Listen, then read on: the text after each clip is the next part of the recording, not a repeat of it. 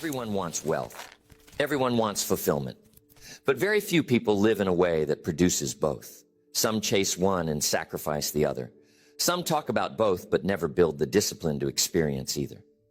Most people look for shortcuts. They ask what to do, but they never ask who they need to become. And that's the gap between what people want and what they actually experience. It's not just about strategy, it's about habit. Wealth isn't just about how much you make, it's about what you do with it, what you build, what you protect, what you multiply. And fulfillment, that's not about external rewards, it's about alignment. It's about living in a way that matches your values, your identity, your vision. It's about building a life that not only looks good, but feels right. And if you want both, if you want lasting wealth and real fulfillment, you have to build habits that create both, not hacks, not one-time decisions, not motivational bursts of action. Habits, patterns, repetitions that turn discipline into identity and identity into results. The difference between people who consistently grow and those who constantly start over isn't talent, it's rhythm. It's structure. It's how they spend their mornings, how they think about money, how they handle pressure, how they recover when things go wrong. And most of all, it's how they choose to live, even when no one is watching. Because real success is quiet. It's not loud. It's not always visible on the surface. It's hidden in how you spend your attention, how you treat your time, how you manage your mind. And when those habits are solid, when your foundations are built, you don't need to chase results. You attract them. You don't force progress. You live in a way that makes it inevitable. So many people are trying to get rich fast and find themselves broke in spirit. Others chase purpose but ignore the practical reality of building financial leverage. But you don't have to choose between the two. You can live in a way that creates both. But it doesn't happen by accident. It happens through pattern, through philosophy, through precision. Your habits are not just routines. They are reflections of your values. They are decisions made over and over again. And every habit you build is either pulling you closer to wealth and fulfillment or pushing you further away. There's no neutral. Your life is always being shaped, either by design or by default. So this is about design, about choosing what your life will be based on how you live it every day. Not once in a while, not when you're motivated, but every single day. Because it's not what you do occasionally that creates results. It's what you do consistently, and that's where your power is. It doesn't matter what your starting point is. Doesn't matter where you grew up, how much you have right now, or what mistakes you've made. What matters is that you build a way of life that moves you forward. A way of life that works. A system that you can count on. And that system, it's built from habits. Not random actions, habits. And when the right habits stack up, they produce something bigger than effort. They create momentum, confidence, flow, leverage. And over time, you stop being someone who wants wealth and fulfillment. You become someone who lives it every day in the way you speak, think, choose, act. The first power habit is owning your time with precision. Because time is the one resource that never lies. You can fake effort. You can fake passion. You can fake your way through conversations and tasks and image. But how you spend your time will always reveal what you truly value. And most people don't own their time. They survive it. They move through each day in reaction, answering calls they didn't plan to answer, responding to problems that weren't theirs to solve, saying yes to things that don't align, and watching their most valuable hours get swallowed up by noise. They're exhausted, but they're not effective. Busy, but not building. Present, but not powerful. If you want to create lasting wealth, if you want to live a life of deep fulfillment, you have to decide that your time is not for sale, that your calendar is not a dumping ground for other people's priorities, that your focus is a sacred currency, and you're done spending it on things that do not multiply. And that starts with clarity. If you don't know where you're going, every task feels urgent. Every distraction feels reasonable. Every demand feels like a responsibility. But when you know your vision, when your goals are clear, when your purpose is anchored, everything else becomes easier to evaluate. Does this serve the mission? Yes or no? That's it. You stop asking, do I have time for this? And you start asking, is this aligned with the life I'm building? Because the people who build real wealth and deep fulfillment don't say yes because they can. They say yes because it's right, because it fits, because it's part of something bigger than the moment. So you create systems. You build structure. You don't just hope the day goes well. You engineer it. You know your priorities before the sun comes up. You block time for what matters. You batch tasks to reduce friction. You guard your focus like it's the most valuable asset you own, because it is.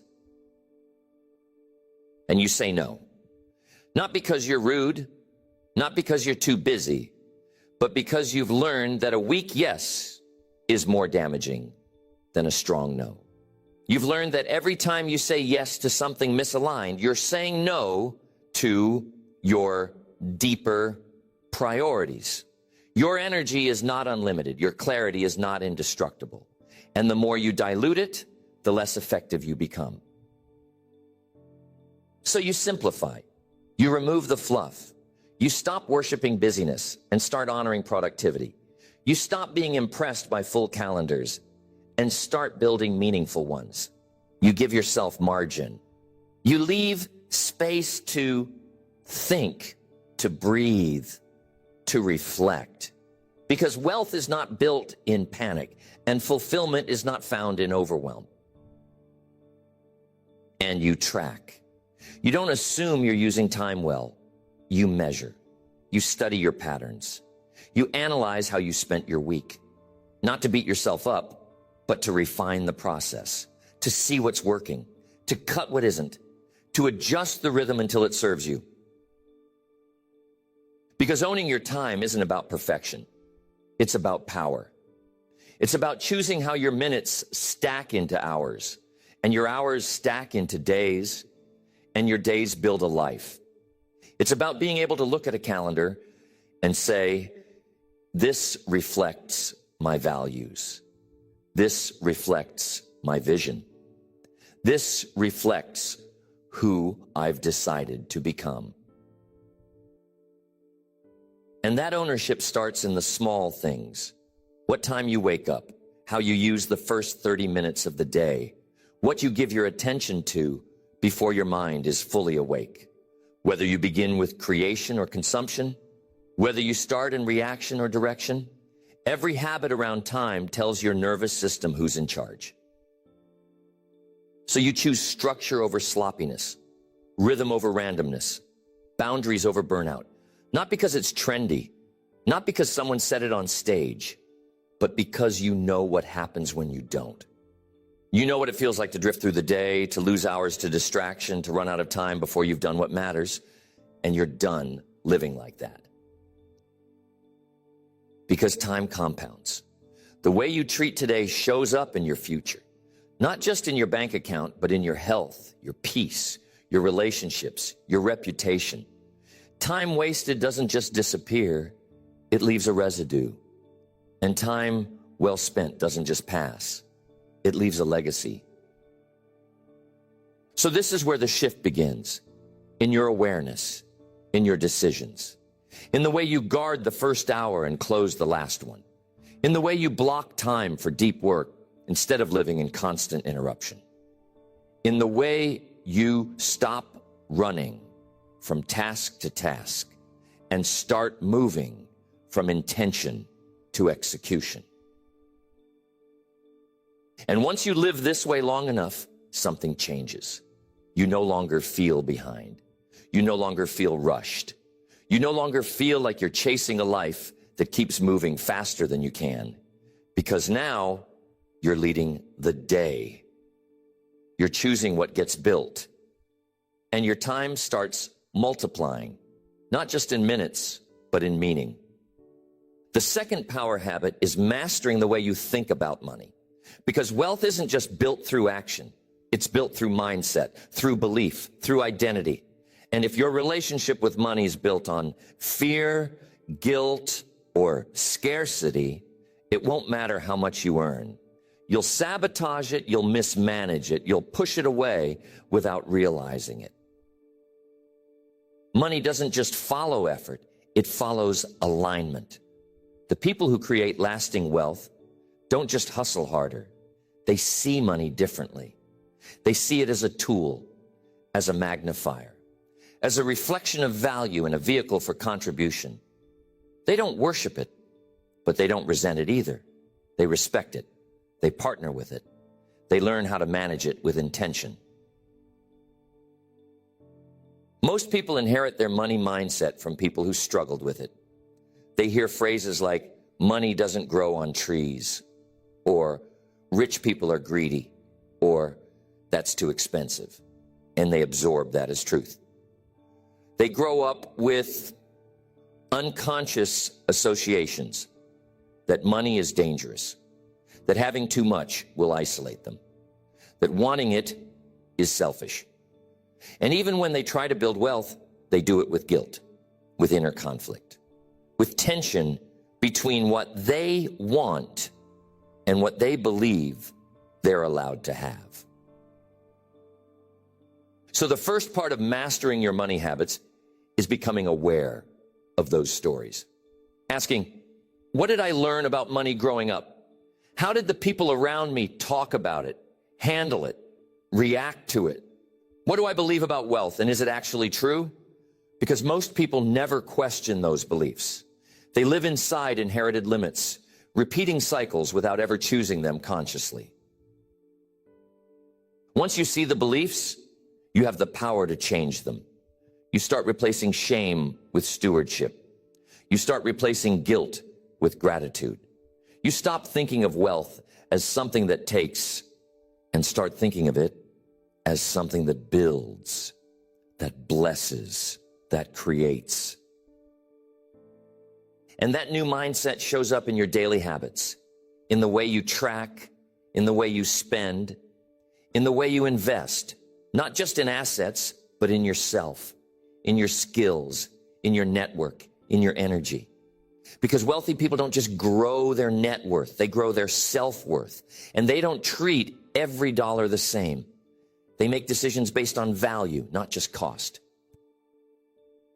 They budget not to restrict, but to direct. They understand that a budget isn't a prison, it's a strategy. It's a plan that tells your money where to go instead of wondering where it went. They give every dollar a job. They don't leave their financial future up to hope.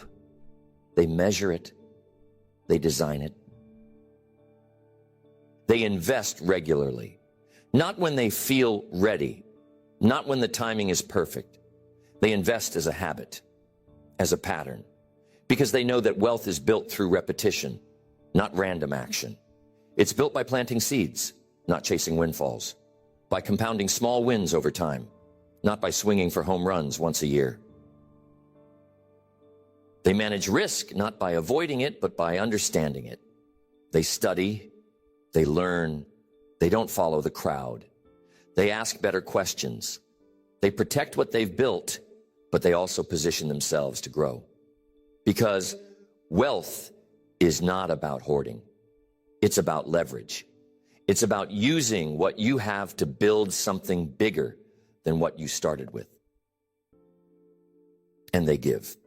Not out of guilt, not because it looks good, but because they've learned that giving multiplies everything. Gratitude expands capacity. Generosity expands flow. The more they give, the more they receive. Not always financially, but in peace, in relationships, in purpose. This isn't magic. This is mindset.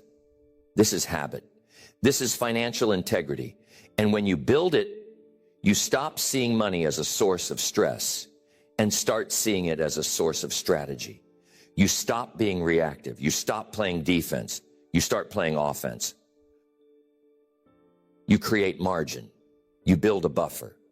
You stop living paycheck to paycheck, not because you hit the lottery, but because you stop wasting money on things that didn't matter. You stop trying to look rich and started deciding to be rich. Quietly, steadily, intentionally.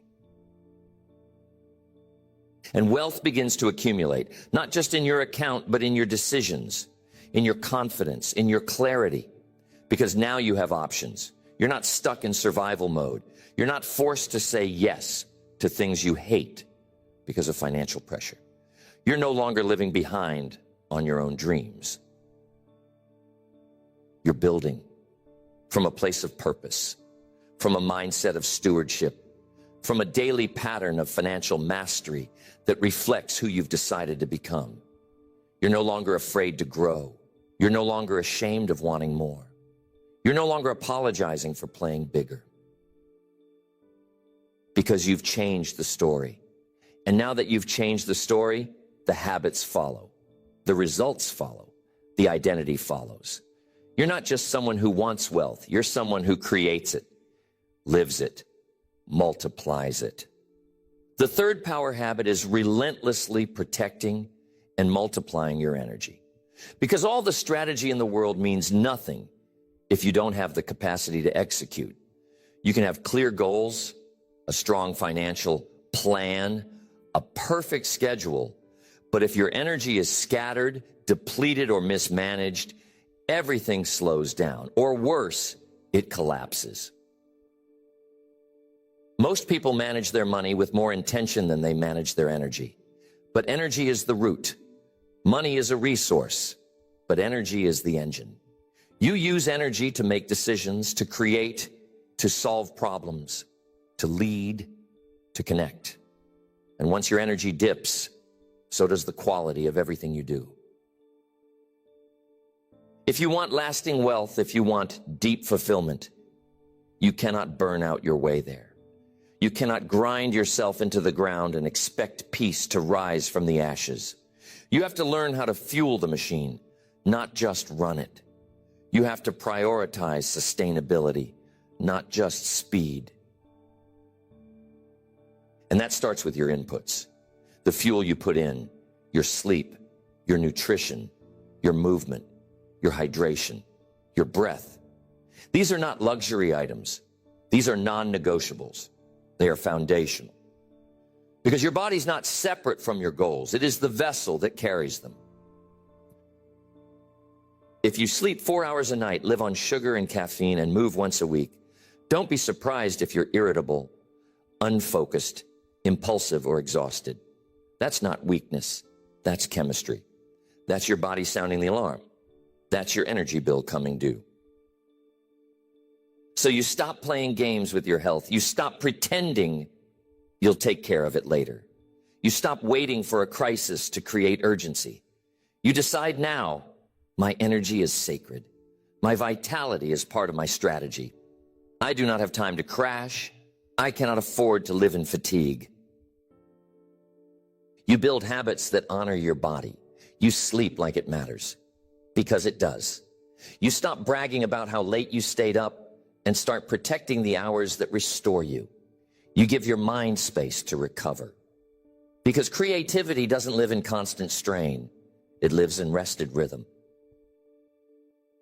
You eat for fuel, not just for comfort.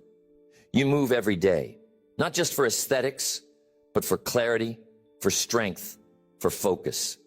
You hydrate like your future depends on it, because it does. You breathe with intention, using the full capacity of your lungs, not shallow stress. Breathing your way through every task. And you eliminate the things that drain you, not just physically, but emotionally. The conversations that suck your soul, the habits that leave you numb, the people who don't respect your boundaries. You don't have to be cruel, but you do have to be clear. If it costs your peace, your focus, your energy, it's too expensive. You stop overcommitting. You stop being available to everyone all the time.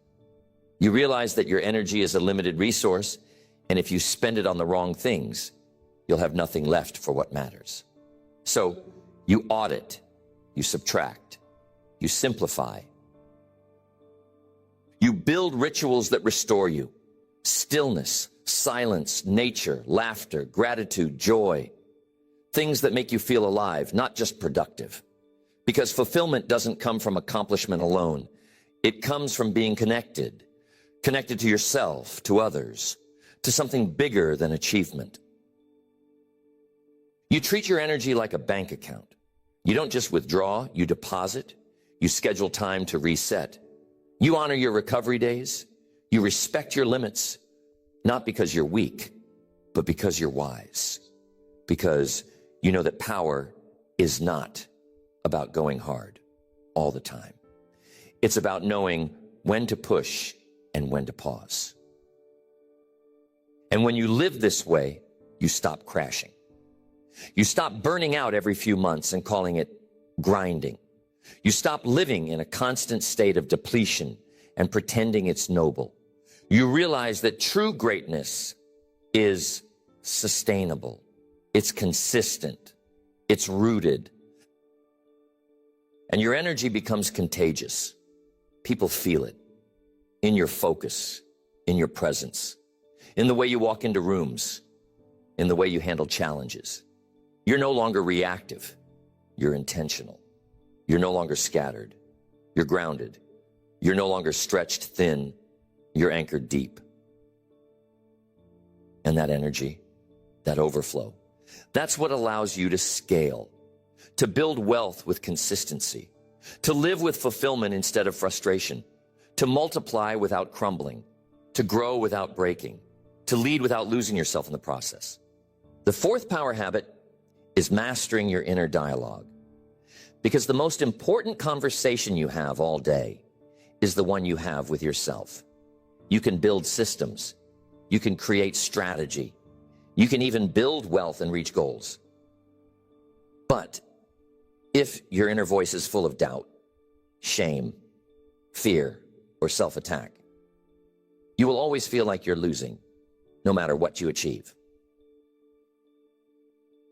Most people carry an inner dialogue that was shaped by criticism, rejection, failure, or disappointment.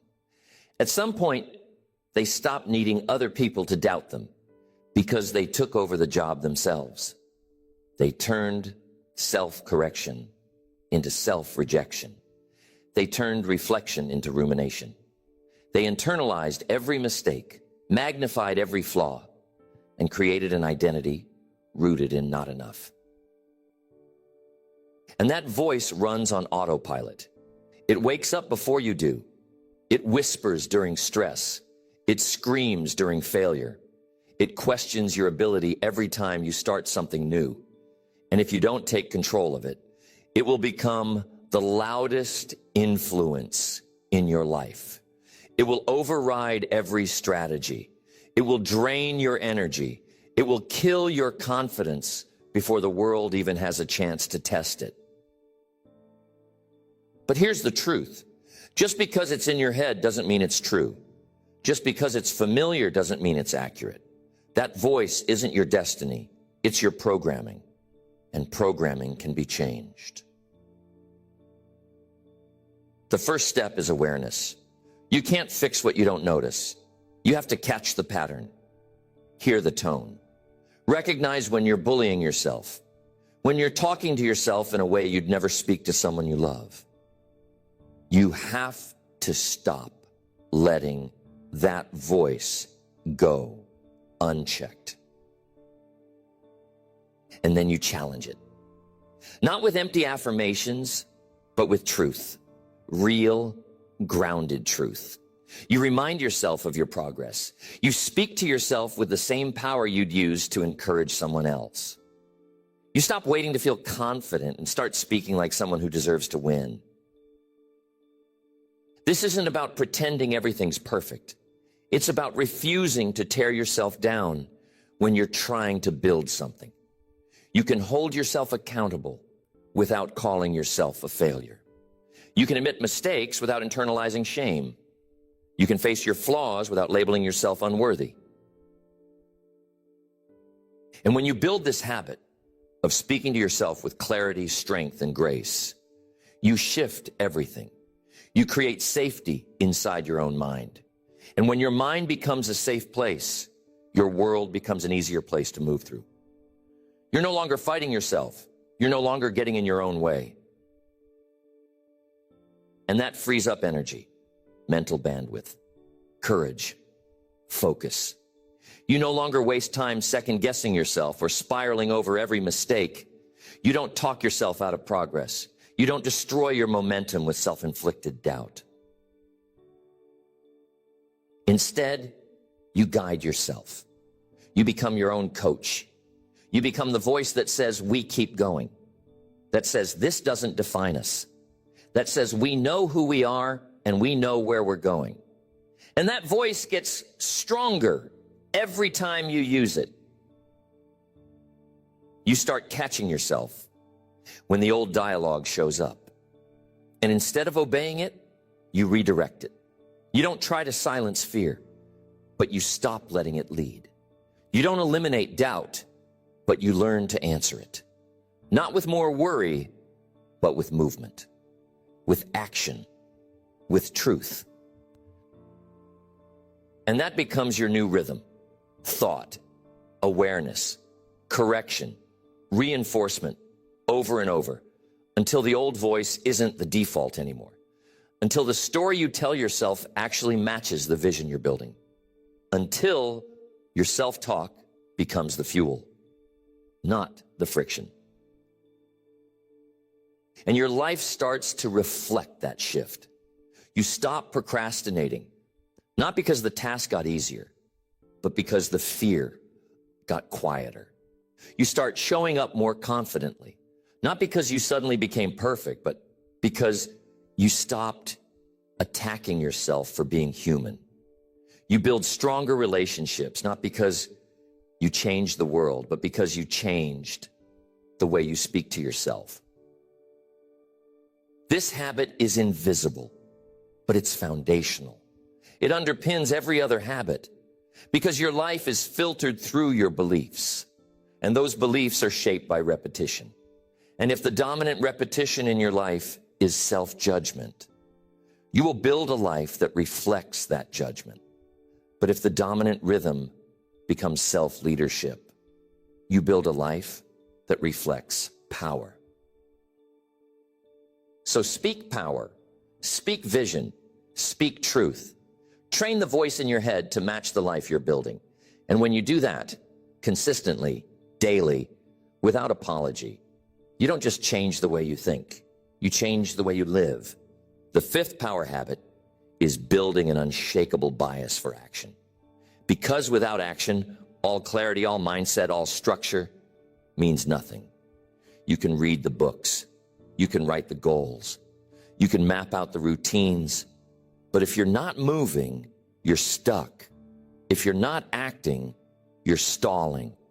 And stalling doesn't feel like danger until you look up and realize a year has passed and nothing changed. Most people don't struggle because they don't know what to do. They struggle because they don't do what they know. They hesitate. They wait. They let fear steal time. They overthink. They overplan. They want every detail to be perfect before they make the first move. But life doesn't reward thought. It rewards motion. You don't become confident by thinking.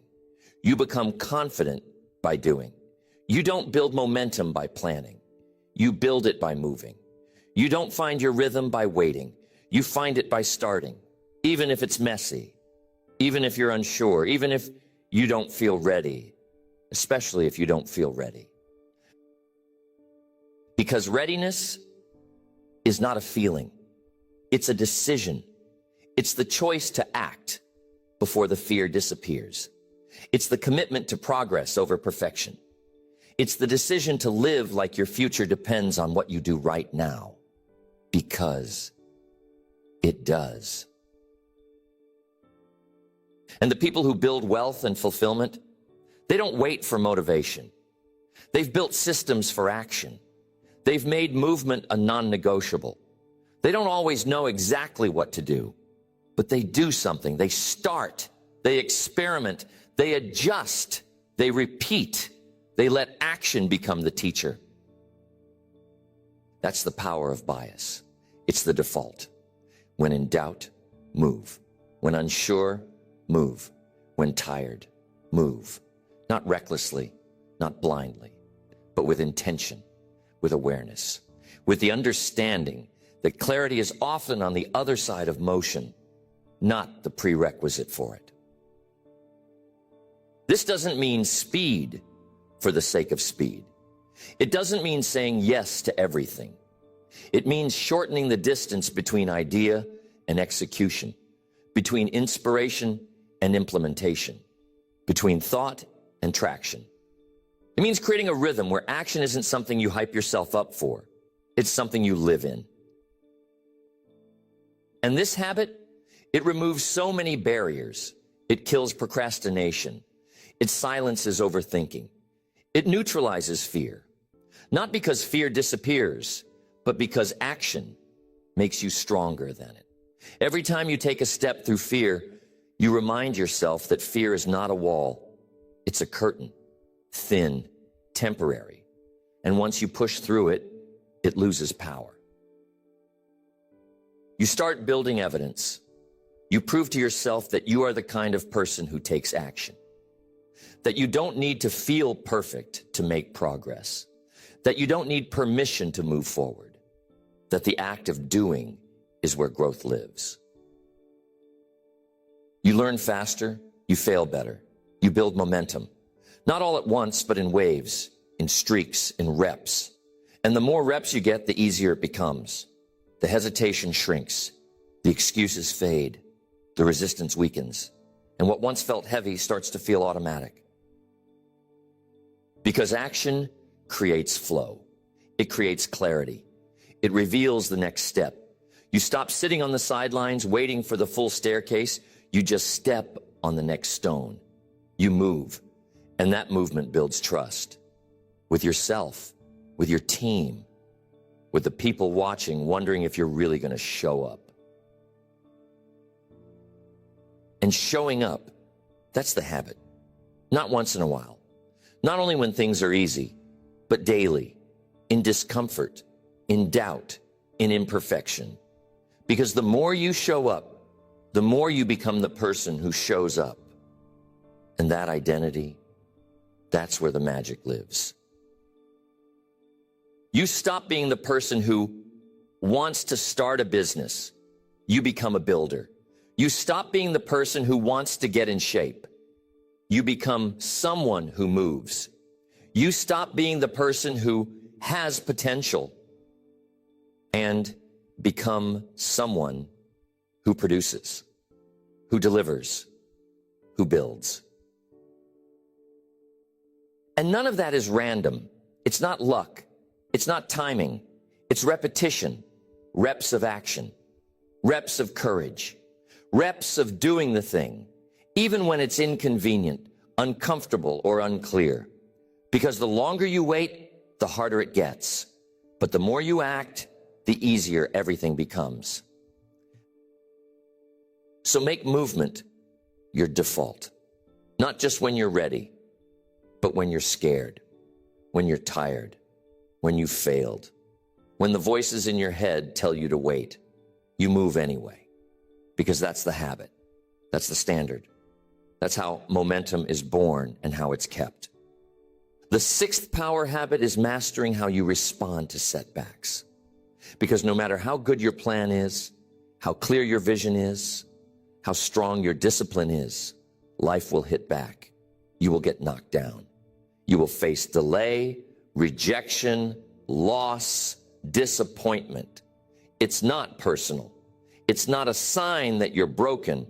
It's part of the process. And what separates the people who live in wealth and fulfillment from the people who stay stuck in survival isn't the absence of struggle. It's their response to it. The people who thrive don't escape adversity. They're just trained to respond to it differently. Most people hit a wall and assume it means stop. They experience failure and let it define them. They let one no plant a seed of doubt that grows into hesitation. They hit resistance and take it personally. They internalize it. They quit.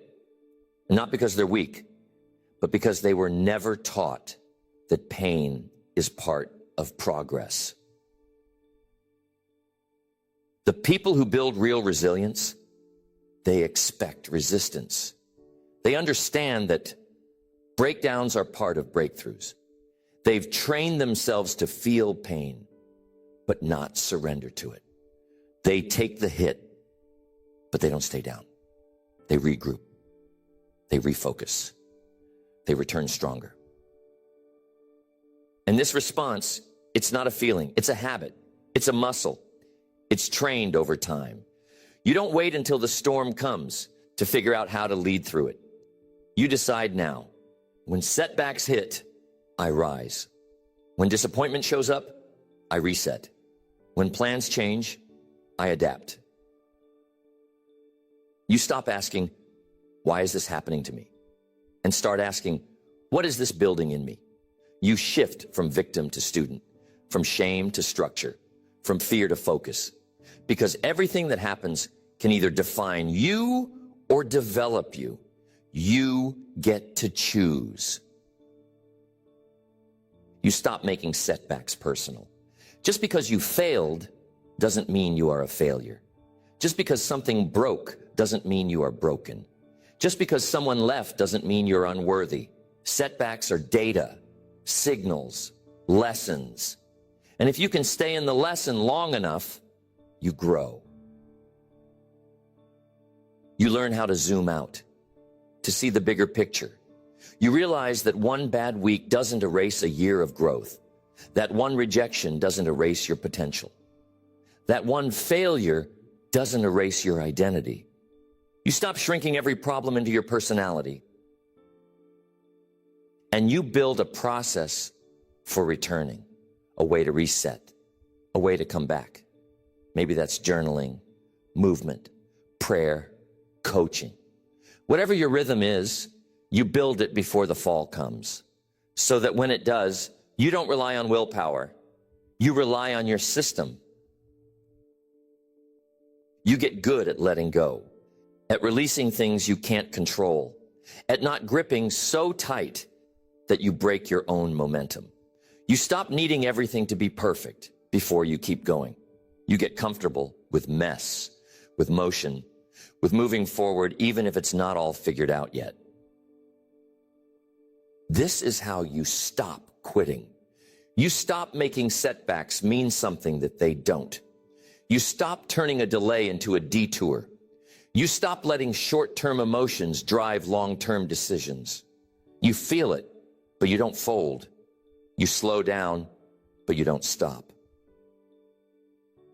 And this habit of resilience, of recommitment, of recovery, it builds something deeper than momentum. It builds belief. Because every time you return, you prove to yourself that you're not defined by the hit. You are defined by the response. And your identity gets stronger. Not because you avoided failure, but because you kept moving through it. And people will start to notice, not when you win, but when you keep coming back. When you get better instead of bitter. When you grow instead of quit. And you'll start to notice too. You'll realize that the same things that used to knock you out for weeks now barely last a day. That what used to feel like the end is now just part of the rhythm. That resilience isn't something you try, it's something you live. So you stop waiting to never fall. You start getting better at rising. You stop needing the road to be smooth. You just get better at walking. And that habit of rising, of returning, of recommitting to the vision, no matter how many times it cracks, that's the habit that builds lives that last. The seventh power habit is protecting your environment with intention and intensity. Because no matter how strong your mindset is, no matter how sharp your habits are, if you stay in an environment that contradicts your values, you will eventually be pulled back into alignment with your surroundings. Your environment is more than where you live. It's what you see, what you hear, who you spend time with, what you allow in your space. It's the mood of your home, the energy of your relationships, the atmosphere of your conversations. And if you don't guard it, it will shape you slowly, subtly, completely. Most people underestimate the influence of their surroundings. They think they can build a powerful life in a toxic space. They think they can create peace while constantly surrounded by noise. They think they can pursue clarity while tolerating chaos, but the two are incompatible. You don't just rise to your goals. You fall to the level of your environment. If your environment makes it easier to distract yourself than to focus, you'll default to distraction. If your environment makes it normal to complain, to compare, to settle, you will absorb that, even if you're trying to push against it. So you become obsessive about what you allow in your space. Not paranoid, but protective. Because you know that you are a product of your surroundings. And if you want different results, you create a different atmosphere. That means auditing your relationships. Who speaks into your life? Who gets access to your mind, your emotions, your decisions? Not everyone should have that access. Not everyone is qualified to speak to your future. And the longer you keep people around who are committed to who you used to be, the harder it is to become who you're meant to be. It doesn't mean cutting everyone off.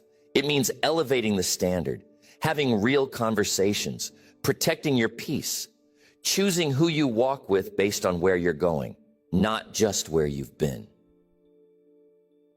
You protect your mental environment. You stop feeding your mind garbage. You stop consuming endless negativity. You stop letting your thoughts be shaped by random noise. You start curating what goes in, because what goes in comes out. You read things that sharpen you. You listen to voices that call you higher. You fill your space with sound, art, ideas, and language that reflect your next level. You make it easier to believe in growth than to sit in fear. You make expansion normal. And physically, you create order. You clear the clutter. You clean the desk. You organize your space in a way that supports your clarity. Because physical clutter becomes mental friction. And when your space is messy, your mind mirrors it. That doesn't mean perfection. It means structure. It means flow. It means designing your space to serve your focus, not sabotage it. Because the more effort it takes to do the right thing, the less likely you are to do it. So you design the path of least resistance to match your goals. And when you do this, when you shift your environment with intentionality, your habits become easier. Your energy becomes stronger. Your momentum becomes automatic. Because now, the world around you supports what you're trying to build. Your home becomes a place of peace, not pressure. Your schedule reflects your priorities, not everyone else's. Your circle reflects your values, not just your history. And you wake up every day in an atmosphere that reminds you of your vision. People will ask you how you stay consistent, how you stay so clear, how you seem to move with so much calm power, and they'll think it's your willpower. But it's not. It's your environment. It's the standards you've set and enforced. It's the space you've built that reflects who you've decided to become. And that space becomes a container for growth, a launch pad, a place where your next level isn't something you force, it's something you flow into. Because the cues are aligned, the energy is aligned, the relationships are aligned. You stop tolerating environments that drain you. You stop apologizing for needing quiet, for needing structure, for needing time to think, to build, to move with focus. You stop shrinking to fit into rooms that were never meant to hold your future. You elevate quietly, consistently. And when your environment rises to match your intention, you stop having to fight so hard to move forward. You've removed the anchors. You've cut the noise. You've created a space where wealth and fulfillment are no longer things you chase, but things you breathe. The eighth power habit is living with values over feelings. Because if you only do what you feel like doing, you'll live in circles. You'll start strong and fade fast. You'll build momentum, then sabotage it. You'll ride waves of excitement and crash the moment pressure shows up. And that is the cycle most people live in, chasing consistency, but always losing it to emotion. Feelings are real. They matter. But they are not a stable foundation for action. They change. They fluctuate. They're impacted by sleep, food, mood, weather, conversation. And if your decisions are constantly shaped by your emotions, you'll never build anything stable. You'll always be at the mercy of the moment. Values are different. They don't change every day. They don't shift based on mood. They anchor you. They give you a reference point when your mind gets noisy.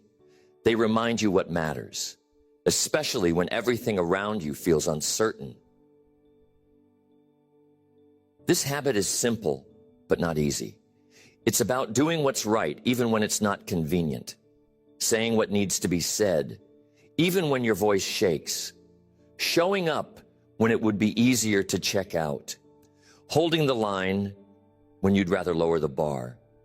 Choosing long-term alignment over short-term comfort. And it starts with defining your values. Not just the ones you like the sound of, the ones you're willing to live, the ones you're willing to suffer for, because that's how you know something is a real value. It's not what you say when things are easy. It's what you still choose when things are hard. Maybe your values are discipline, honesty, growth, service, courage, peace, faith, contribution. Whatever they are, you name them. You write them. You commit to them. And then you filter your decisions through them. Not your preferences, not your feelings, not your comfort, your values. Because when you lead with values, you don't need to rely on motivation. You don't need to hype yourself up. You have a compass, a standard, a why that's stronger than the excuse. You move from principle. And that movement is powerful. You build habits that reflect those values. You shape your schedule around them. You correct course when you stray from them. You don't just post about integrity, you live it. You don't just talk about self-respect. You practice it by following through. You don't just talk about gratitude. You show it in how you give, how you lead, how you treat people. This is how fulfillment is built. Not from comfort, but from congruence. from knowing that the way you live matches what you believe, that your effort reflects your intention, that your choices tell the truth about your character. And it transforms how you feel. Because ironically, when you stop chasing feelings and start living by values, your emotions become more stable. You trust yourself more. You regret less. You spiral less. You build a sense of internal peace, not because life is easy, but because you know who you are. You stop waking up and asking, do I feel like doing this? You wake up and ask, what does my highest self expect of me today? And then you do that. Not perfectly, but consistently. Because you've stopped being a slave to the weather inside your head. You've become the one who decides how the day unfolds. This is the path to lasting power. You stop making temporary choices. You stop needing constant reward. You stop living like a thermostat that rises and falls with your surroundings. You become a furnace. You set the tone. You carry the fire. People start trusting you, not because you're loud, but because you're grounded. Not because you're charismatic, but because you're consistent. They know what to expect from you, because you know what to expect from yourself. That stability, that trust, that's wealth, that's impact, that's legacy. And it's not built in grand moments. It's built in the quiet ones, in the moments when no one sees, when you say, not today to the excuse, when you say yes to the hard thing, when you say, I will, even when everything in you wants to pull back. Because you've chosen to lead, not with emotion, but with identity, not with hype, but with values, not with ease, but with conviction. And that choice, that habit, that pattern of choosing the harder right over the easier wrong, that's what makes you unstoppable. You don't need more motivation. You don't need another breakthrough. You don't need someone to come save you, rescue you, or hand you a better opportunity. What you need is to decide that the life you want, the wealth, the fulfillment, the peace, the power is something you're willing to build, and build daily. Because the secret isn't in the noise. It's not in the hacks. It's not in the rare moments of inspiration. It's in the pattern, the rhythm, the quiet, often invisible, relentless execution of habits that move you forward. The 8 power habits you've now learned, they're not magic. They're not exclusive. They're available, but they only change your life if you live them. Owning your time with precision, managing your money with purpose, protecting your energy, mastering your inner dialogue, taking consistent, immediate action, responding to setbacks with strength, curating your environment, living with values over feelings. These are not boxes to check. They are standards to rise into, anchors to return to, lenses to see your life through, especially when things feel chaotic. Because life will test you. You will get distracted. You will have days where you slip, where you forget, where you feel off. That's not failure. That's human. But the difference between the people who build something powerful and the ones who don't. The powerful ones return. They remember. They reset. They refuse to stay down. This isn't about perfection. It's about persistence. It's about resilience. It's about taking full ownership of what you can control. And when you do that, when you stop waiting for the perfect time, stop looking for outside permission, and start living these habits from the inside out, you start creating something different, something rare, something real. You start attracting opportunities that match your discipline. You start building relationships that match your identity. You start making decisions that reflect your future, not just your past. And that gap, the one that used to feel impossible to cross between who you were and who you're becoming, starts to close, not overnight, but brick by brick, day by day, habit by habit. And before you know it, people start asking you how you did it, how you became so focused, how you stopped breaking promises to yourself, how you started showing up with so much clarity, confidence, and consistency. And you won't say it was easy. You'll say it was earned. Earned through the early mornings you didn't want to show up, through the quiet decisions to say no to comfort, through the discipline to keep moving even when it didn't look like it was working, through the commitment to the process long after the emotion wore off. Because this life you're building, it's not random, it's not accidental. It's the result of who you chose to become and what you trained yourself to do. It's the fruit of the habits you planted and the seeds you kept watering, even when it would have been easier to give up. So you keep going, you keep rising, you keep leading, not from pressure, but from vision, not from panic, but from identity, not from force, but from flow. Because you've built the habits that hold you, and now your habits are building the life you always knew was possible.